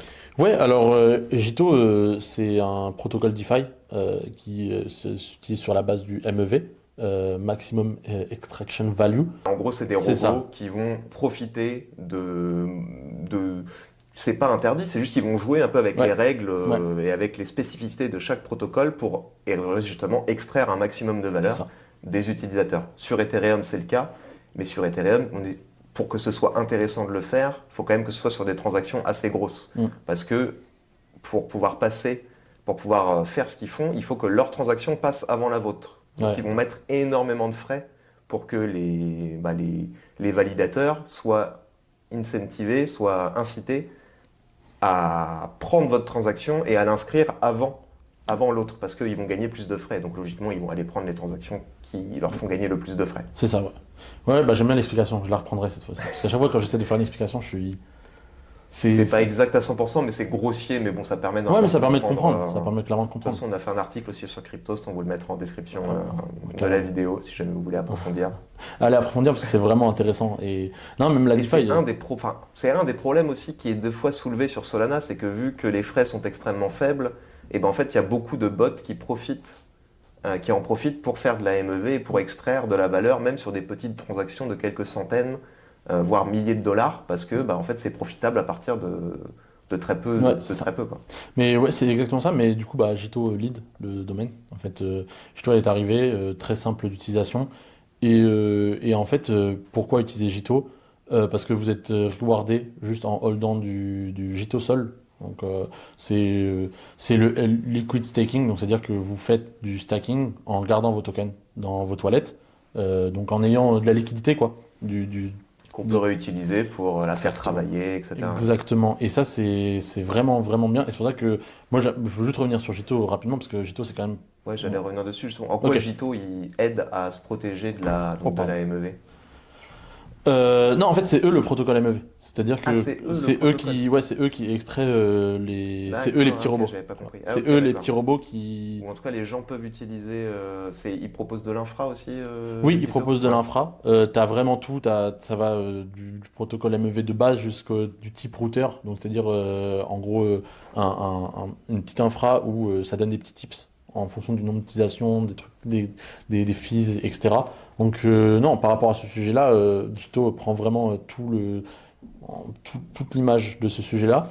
Et du coup, ouais, il reward les utilisateurs qui hold du Gito Sol, du coup, du liquid staking. Et ça, c'est vraiment cool. Et Gito est vraiment leader là-dedans. Le truc, c'est que c'est tellement un sujet pointu. Tout le monde connaît Gito. Tout le monde est en mode ouais, je connais Gito. Mais quand tu demandes à quelqu'un, tu peux m'expliquer, c'est pas facile à faire. Et surtout, à la base, il n'y avait pas de communauté Gito. Quand tu connais Jupiter, à la base, Jupiter, c'est juste un swap, un agrégateur de swapping, etc. Mais il n'y a pas de communauté non plus. Pourtant, Jupiter a une communauté aujourd'hui. Et aujourd'hui, pour revenir sur Gito, il y a eu leur airdrop Gito il y a un an. Un an? Ouais, ça devait être ça. C'était Peut-être même, 2023? ouais, peut-être même plutôt deux. Ah ouais, Ça ok. devait être 2023. Un bel Ouais, airdrop, je crois, de ouais. mémoire. Ouais, c'était pour la plupart des gens le plus gros airdrop parce qu'il rapportait beaucoup. Alors que le deuxième plus gros airdrop, les deux premiers qui se tapent, c'est Jupiter et Gito. Et toujours, ils se tapent tout le temps. Mais avec amicalité, hein, c'est sain. Et Gito, du coup, ouais, leur gros problème, c'est qu'ils n'ont pas réussi à faire une communauté derrière. Du coup, c'est pour ça que je me permets d'en parler durant ce podcast. Gito a lancé des communautés. Il y en a 3 en Asie et il y en a une en Europe, du coup Gito Europa, dont je lead aujourd'hui Gito Europa depuis un mois. Et le but, c'est d'avoir cette communauté d'utilisateurs Gito avec des incentives, des rewards. Le but, c'est pas de prendre la place des super teams qui font un boulot exceptionnel. Et d'ailleurs, je suggère à tous les Français de joindre Super Team France, parce que le travail est exceptionnel. Et du coup, nous, c'est vraiment d'être derrière en mode ah, vous vous intéressez à la DeFi, vous vous intéressez à l'infra, venez, Gito va être là pour vous, on va vous aider, on va vous donner des initiatives, on va vous pousser à l'utiliser correctement, on va vous aider sur plein de sujets, etc., etc. Et du coup, il y a Gito Europa qui est lancé, et on prend de la place un petit peu partout maintenant dans les super teams en Europe, mais aussi dans les communautés italiennes, etc. Ça a lancé que depuis un mois, donc c'est très intense pour moi en ce moment, mais Gito Europa, pour ceux qui veulent suivre, ça va être vraiment, vraiment intéressant. Ah bon, on suivra ça avec attention. On Ouais. mettra les liens, de toute façon, Ouais. pareil, en description du podcast. Euh, ok. Et du coup, toi, avec ta position donc, en tant que comment est-ce qu'on Community passe lead. cette Ouais. community lead, tu dois avoir passé aussi, alors avec tes deux postes en fait, Ouais. tu dois avoir passé un certain nombre de projets donc intéressants avec les grants aussi. Ouais. Tu nous as donné une petite sélection de projets avant, mais c'était Exactement. plus axé DeFi. Ouais. Mais est-ce que là, tu as une petite sélection de projets qui sont intéressants à suivre, et notamment, je pense, ce que tu as appelé les consumer apps, Ouais. des applications des applications grand public qui pourront être utilisées par n'importe qui, parce que c'est un peu la chasse à la consumer app en ce moment. On a Abstract, par exemple, Oui. qui est un L2 également, qui s'est lancé, et donc qui est avec pour objectif narratif d'être vraiment la blockchain grand public où n'importe qui peut se connecter juste avec un mail, comme tu disais Oui. tout à l'heure, etc. Qui pour le moment a du mal à trouver quand même un peu son marché, son public. Ouais. Vous, c'est quoi toi les... Moi, je veux bien parler les juste de apps Abstract en intéressantes? 3 Ouais, secondes. vas-y. Mon ressenti dessus, parce que après, je crois qu'on parlera aussi des Solana Killers. Ouais, tout à fait. Abstract, j'ai été trop content quand ça s'est lancé. En mode, putain, c'est trop bien, l'interface est cool et tout, c'est trop cool. Genre, t'arrives, t'as ton petit profil, t'as des petits badges, t'as des succès. Et moi, j'aime trop la gamification. C'est une de mes spécialités. En fait, la gamification, j'ai bossé sur pas mal de gros projets sur la gamification et c'est vraiment ma spécialité et je vois les petits détails. Je me dis, trop bien, Abstract, tu lances, t'as un petit succès, t'as ça, t'as un petit Ouais. succès. Le seul gros problème, c'est quand j'ai voulu redeem mes succès, donc accepter mes succès, ils disent, il vous faut de l'argent sur vos toilettes. Et là, je me suis dit, bon, c'est mort. J'ai dit, j'aurais pu faire un swap, l'envoyer et prendre 10 balles, mettre 10 balles dessus et j'ai dit, mais non, j'ai la flemme. Et je veux plus laisser. T'avais pas la possibilité d'acheter de la crypto en carte bleue directement J'avais pas envie. Ouais. En fait, je suis arrivé à un stade où j'en peux plus de ça. Ouais, Où je me dis, en fait, je me dis, pour un truc aussi simple, en fait, si demain tu me dis, ouais, je dois acheter un petit personnage, je dois acheter un petit NFT ou quoi, ok. Là, c'est une raison. J'achète un truc, j'achète un truc. Là, un succès. Un truc où tu débloques en mode, ah, bah, vous avez participé à tel event. Un petit succès, un petit badge. Je vais pas le payer, le badge. Enfin. Oui, là, donc si tu parlais d'account abstraction tout Ouais. à l'heure, l'un des avantages aussi de l'account abstraction, c'est que normalement, tu as la possibilité de ce qu'on appelle sponsoriser certaines transactions, c'est-à-dire qu'en fait, c'est le protocole, Ouais. le projet, l'application qui va payer les frais de transaction à ta place pour que justement, tu n'aies pas Exactement. pas de friction. Et c'est pour ça que moi je trouve ça exceptionnel de pouvoir faire ce genre de choses. Jusqu'à arriver à ce mur-là, je me dis, ah, dommage, dommage, dommage. Mais du coup, Mais ouais, vas-y, dis-moi- je vais aller te dis-moi parler des quelques- projets. Donc, le premier, pour moi, ça va être plein de trucs différents. Le premier, c'est Agridex. Donc, c'est un projet sur les RWA, basé sur des spéculations et investissements autour de tout ce qui est produits agricoles, donc blé, etc. Ok. Et c'est super facile d'accès, c'est super intéressant. L'équipe est trop cool. Ils ont acheté un bâtiment de coworking à Londres avec Super Team UK, exceptionnel. Donc, pour les gens qui veulent checker, Agridex, c'est trop bien. Et je précise juste que je n'ai aucun investissement dans aucun des projets que je mentionne. Comme ça, c'est plus simple. Je ne touche rien du tout. Cryptos non plus. Voilà. Voilà, parce qu'il découvre avec moi. Enfin, je découvre pendant que je lui dis. Le deuxième, c'est MetaDAO, parce qu'en fait, les DAO, c'est un peu les projets qu'on ne sait pas vraiment comment ça fonctionne. Les DAO, c'est toujours, ah ouais, ok, c'est une DAO, mais je fais quoi? Je peux rien faire, ça bouge pas. Et en fait, MetaDAO change un peu avec un sujet qui s'appelle la Futarchi, où en fait, là, ça change vraiment.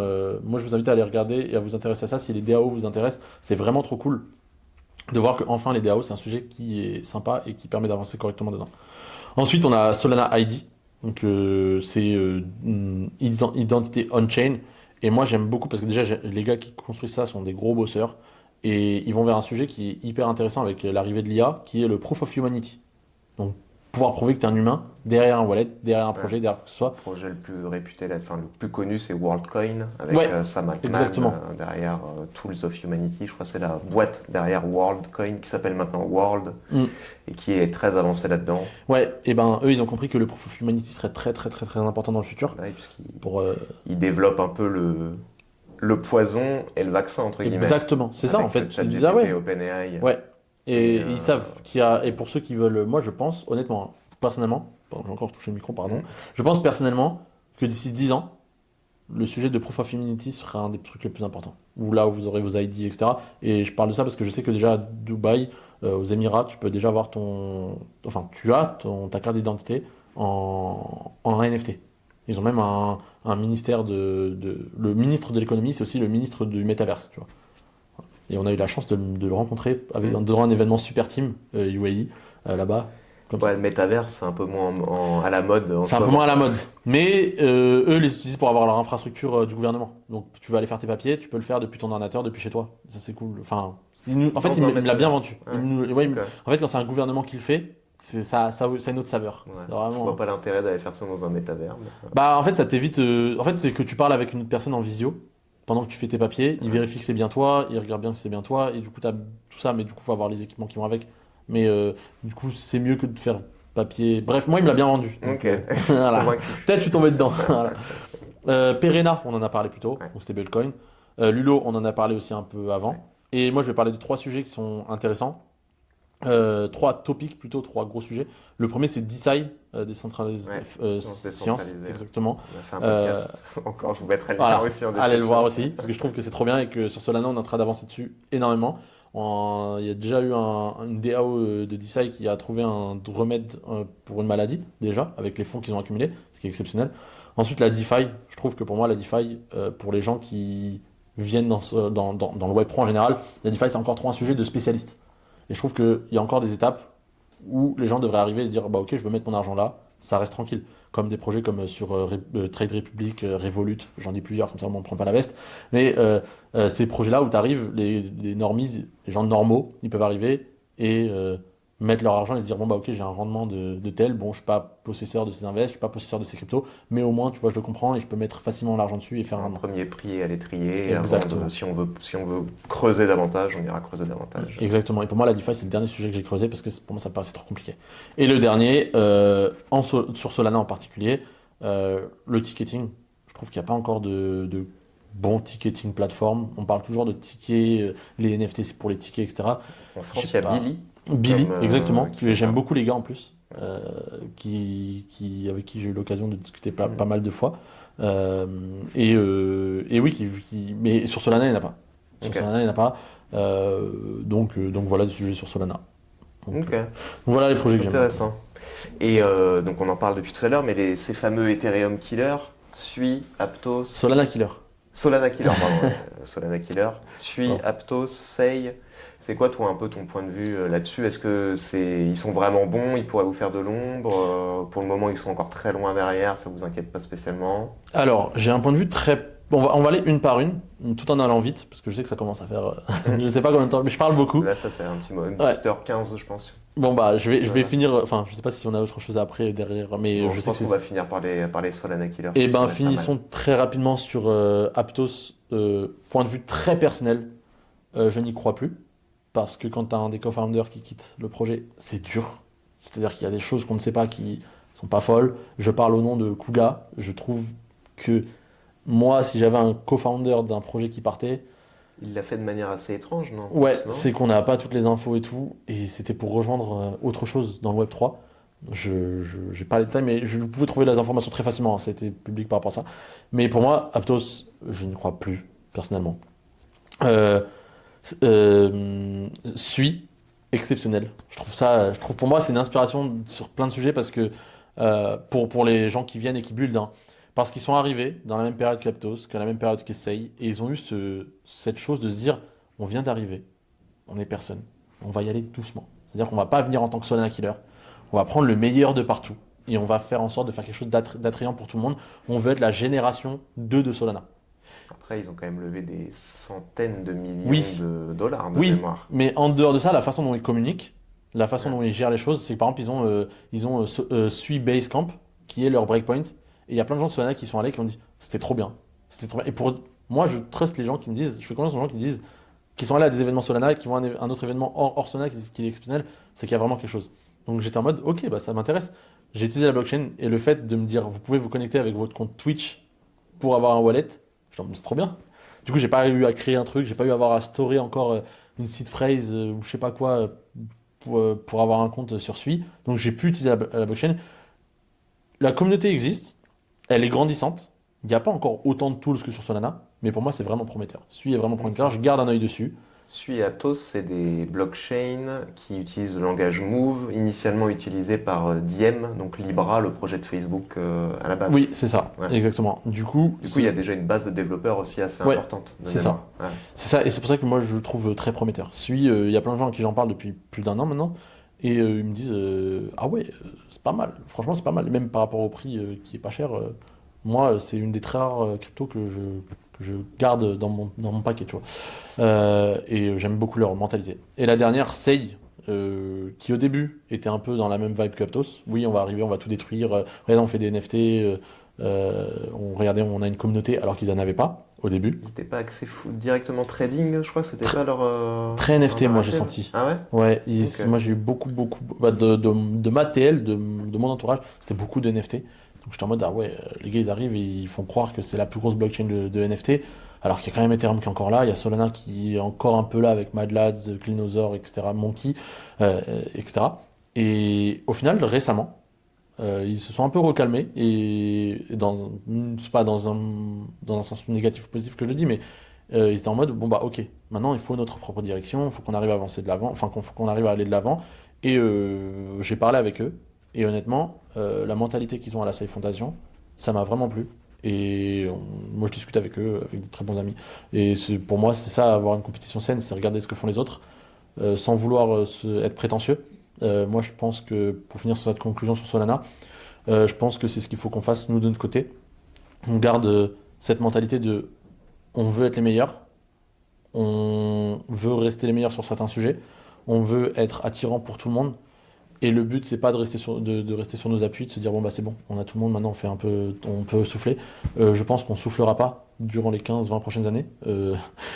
Faut continuer et parce que si on souffle, il y a des gens qui vont arriver et dire bah nous on souffle pas et on prend la place. Et je sais que Sui en est capable. Tu vois. Quand je le vois, je sais que Sui en est capable. Je sais pas s'ils sont capables de nous tuer, mais ils sont capables d'innover sur certains sujets qui peut-être à mes yeux je le vois pas pour l'instant, mais que peut-être Solana Il avait arrivera lancé pas. une console de jeu aussi. Oui. Alors j'en ai pas trop entendu parler. Oui. Mais en tout cas, il lance Ils un essayent. certain nombre d'initiatives. Oui, Ouais. et ça c'est intéressant. Et moi, respect. Respect, j'aimerais bien être en contact avec eux. Voilà. Ok. Bah, d'un point de vue, pour voir un petit peu, parce que leur mentalité, je la vois de l'extérieur. Mais tu vois, par exemple, Say, je voyais leur mentalité de l'extérieur. Quand je les ai eu pour avoir discuté avec eux, j'étais en mode, ah, super, trop bien, tu vois. Et savoir ce que font les autres. Nous, moi, en tant que personne de la fondation, je regarde ce que font les autres. C'est trop important. C'est trop important de voir ce que font les autres. Tu vois. Parce que Ok. c'est comme ça que la compétition se fait, tu vois. C'est une belle conclusion. Voilà. Merci beaucoup en tout cas. Voilà. Et Bah, puis on suivra avec attention ce que tu fais et ce que Solana Fondation et Jito font Ouais. dans les prochaines semaines et prochains mois. ouais, bah, n'hésitez pas à me contacter, surtout pour les grandes, s'il y a besoin. Je me permets de Oh. m'adresser à la caméra. Bon, pour les grandes et aussi Jito au repas. Voilà les deux sujets Ouais. sur lesquels je travaille. Ok, et d'ailleurs, dernier point avant de conclure, si jamais on veut build sur Solana, donc tu parlais de Colosseum, Ouais, donc Colosseum, sur le côté Hackathon. vraiment hackathon. Ah, Et qu'est-ce que tu as des ressources à recommander pour des gens qui voudraient se lancer dans le développement d'applications sur Solana? Exactement, moi je vous dis, allez sur Solana pour les gens qui passent du langage Solidity à Rust. On a un truc qui s'appelle Solang qui permet de traduire tout ça. On a Super Team avec pas mal d'initiatives en permanence. Il y a des workshops quasiment tout le temps. On a Alira qui fait des choses. On a Cryptosphère qui font des trucs avec nous. On a plein de personnes qui, sur l'aspect technique, hein, je parle vraiment sur l'aspect technique, qui permettent d'avancer là-dessus. Et puis on a des personnes dans Super Team qui vont vous aider sur d'autres sujets pour avancer sur Solana. Et puis bah, moi c'était un plaisir aussi de venir dans Cryptost. J'espère avoir répondu à plein de questions. Et puis n'hésitez pas à checker Cryptos parce que ça fait un moment que les gars sont là, ils font un boulot formidable. Merci beaucoup. De toute façon, on mettra tous les liens en description, donc n'hésitez pas à aller les consulter. Voilà. Merci. Merci à toi. Salut, ciao.